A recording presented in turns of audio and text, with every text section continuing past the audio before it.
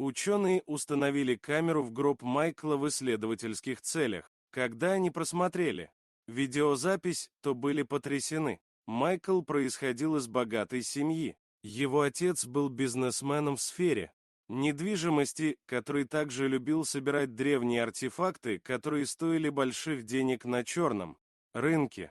Его мать была одним из лучших хирургов в стране. Несмотря на то, что у Майкла было все необходимое, он был скромным ребенком. Когда Майклу исполнилось 18, его мать умерла от рака, оставив их с отцом одних. Несколько лет спустя его отец женился во второй раз на красивой женщине, у которой от предыдущего брака была дочь Сара. После свадьбы Майкл решил пойти по стопам своего отца и сделать карьеру в сфере недвижимости и коллекционирования артефактов. Он быстро добился успеха в этих начинаниях, продемонстрировав деловые качества, которые унаследовал от своего отца. К сожалению, отец Майкла скончался после непродолжительной болезни, оставив молодого человека одиноким, несчастным и потерянным. К счастью, рядом с ним были его сводная сестра и мачеха. Какое-то время Майкл скептически относился к тому, чтобы доверять им, но во многих случаях они демонстрировали свою любовь, жертвуя своим временем и ресурсами, чтобы Майкл был счастлив и чувствовал себя комфортно. И так, в конце концов, он впустил их в свое сердце. И это показалось ему одним из лучших решений в его жизни. Через 6 месяцев после смерти отца Майкл вернулся в родительский дом, который он унаследовал. Он чувствовал себя опустошенным и виноватым из-за того, что жил в другом городе, в то время как родительский дом пустовал. Вот почему он решил снова вернуться домой. За несколько месяцев в городе произошли огромные изменения. Благодаря Майклу были отремонтированы школы и дороги, а также построена небольшая больница. Майкл также делал пожертвования менее обеспеченным слоям населения и выделил стипендии многим детям. Все были рады за молодого человека и ежедневно благословляли его. Так продолжалось до тех пор, пока однажды утром жители не проснулись от шокирующей новости о том, что Майкл мертв. Его сводная сестра Сара пришла навестить его и обнаружила его безжизненное тело, беспомощно лежащее на полу. Несмотря на то, что у нее было ощущение, что он умер, она немедленно отвезла его в больницу в надежде, что интуиция ее подвела. К сожалению, это было не так. Врачи подтвердили, что Майкл действительно был мертв. Несмотря на все их усилия, врачи не смогли определить причину его смерти. Они объяснили Саре ситуацию и предложили провести вскрытие, чтобы получить окончательный ответ. В самый последний момент Сара вспомнила, что у ее брата были проблемы с сердцем, хотя и в легкой форме. Впоследствии она предоставила медицинские записи, в которых у Майкла были диагностированы проблемы с сердцем, и объяснила, что, несмотря на то, что он принимал лекарства, его болезнь, возможно, и стала причиной его смерти, поэтому она сочла, что необходимости его вскрытии нет. Кроме того, Сара знала, что ее брат всегда был противником вскрытий. Он считал, что они нарушают принцип человеческого достоинства, поэтому она была полна решимости не позволить им осквернить убеждения ее любимого брата. Перед выпиской из больницы Сара распорядилась, чтобы тело ее брата хранилось в морге, пока она не придумает, как организовать его похороны. Всю ночь Сара не находила себе места. Она хотела почтить память своего брата в последний раз, поэтому зашла в интернет, чтобы поискать, как это сделать. Именно тогда она наткнулась на статью. Это была статья об ученых, которые исследовали тела погибших. Прежде чем сделать выводы, они в течение года наблюдали за ними. Сара знала, что научные исследования – это идеальный способ почтить память ее покойного брата, который страстно желал изменить мир к лучшему. В тот вечер Сара связалась с учеными и сказала им, что они могут использовать ее брата для своих исследований. Они прислали ей на подпись необходимые документы и пообещали солидную компенсацию, которую Сара пообещала передать местному сиротскому приюту. Рано утром следующего дня Сара организовала похороны своего брата. Церковь была переполнена. Это показывало, как сильно люди любили Майкла. Перед тем, как положить труп в гроб, ученые прикрепили камеру к стенкам гроба. Эта камера могла записывать и передавать отснятый материал непосредственно на их компьютеры в течение года, пока не сядут батарейки. Чтобы обеспечить регулярное получение обновлений, они установили время.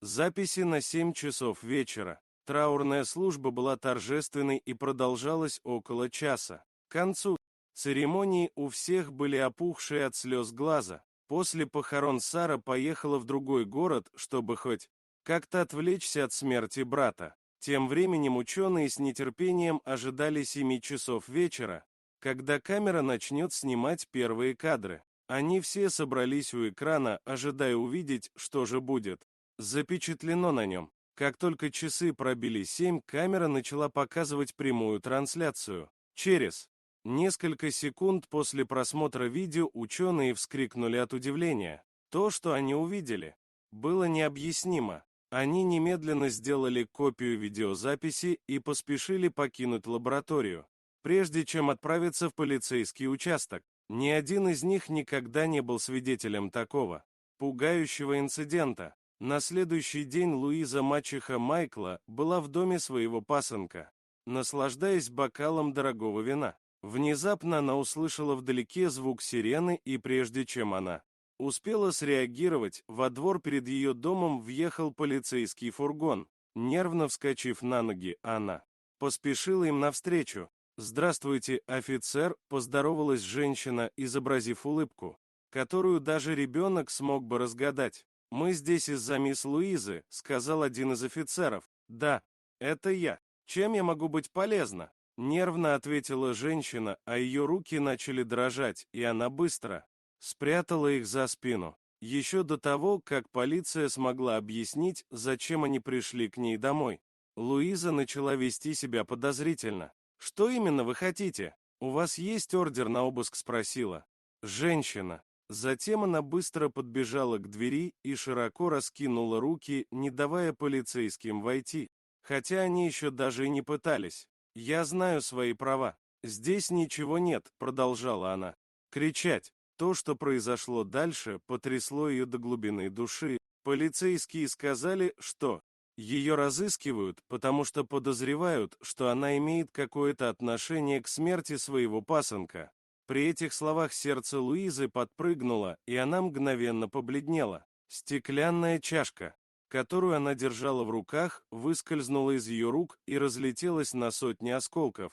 В тот момент она поняла, что нет смысла лгать и притворяться, поэтому решила признаться, надеясь, что правда освободит ее. Она призналась, что в ее намерение никогда не входило лишать жизни своего пасынка. Все, что ей было нужно, это ценные артефакты, которые он хранил. Она призналась, что подсыпала снотворное в его кофе и обыскала весь дом в поисках артефактов, но ничего не нашла. Когда она вернулась в комнату Майкла, пытаясь угрозами заставить его рассказать, где находятся артефакты, стало очевидно, что он больше не дышит. Зная, что ее обвинят в убийстве, она подделала документы о том, что у Майкла больное сердце, и отдала их своей дочери Саре, которая действительно любила своего сводного брата, и чтобы еще больше замести следы.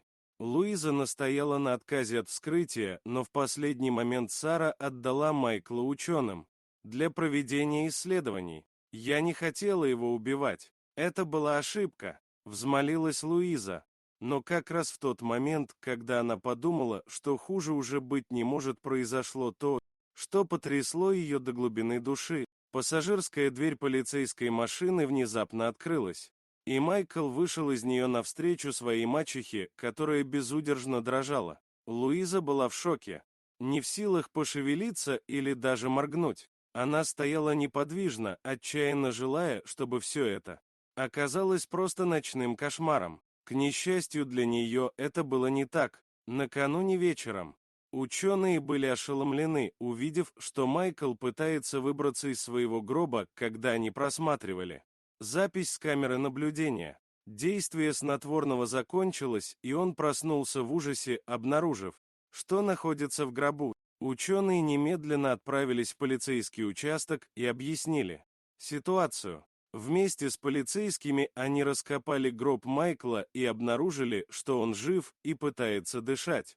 Затем они доставили его в больницу, где его состояние стабилизировалось. Оказывается, Майкл уже некоторое время подозревал свою мачеху, поэтому отнес артефакты на склад и спрятал их там. Луиза умоляла своего пасынка прекратить дело, но он знал, что она не заслуживает пощады. В итоге она предстала перед судом и была приговорена к тюремному заключению. Сара, когда узнала о всей ситуации, не могла поверить, что ее мать на такое способна. Она извинялась перед Майклом, хотя сама так и не смогла простить мать. Дорогие зрители, а как бы вы поступили на месте Майкла? Подали бы в суд на свою мачеху? Дорогие друзья, если вам понравилось видео, поставьте лайк, а также подписывайтесь на канал, где найдете еще много интересного.